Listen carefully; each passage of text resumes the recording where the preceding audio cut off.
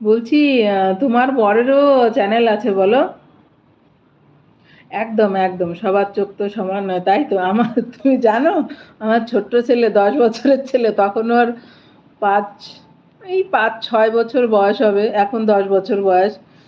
তো আমি একটু মোটা সোটা বলে, আর আমার বর কিন্তু রোগা পাতলাই। ও আমার বরকে বলে, ড্যাডি, ওদের বাইরে থাকি তো, আমরা হিন্দি কথা বলে, বাংলা মিশিয়ে বলে। আওয়াজটা শুনে বুঝতে পারলাম যে আমি নামটা এখন ভুলে গেছি। মনে হলো ওই দাদা ভাইয়ের, আমি একদিন ঢুকেছিলাম দাদা ভাইয়ের এসে। আহ, তো মনে হলো ওই দাদা ভাই। চলো পরে বলছি তো।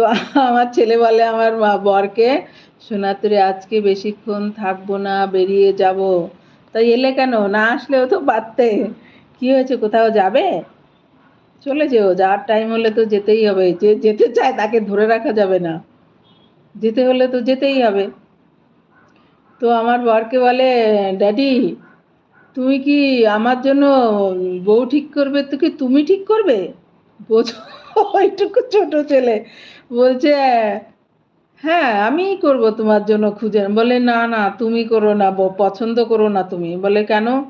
বলে, না না তোমার পছন্দ তো মোটা, আমার জন্য বউ আমার মাই ঠিক করবে, আমার মা তো তোমাকে পাতলা পছন্দ করেছে। কেমন বোঝো, কোথায় গিয়ে ভাবনা চিন্তা আটকেছে বোঝো।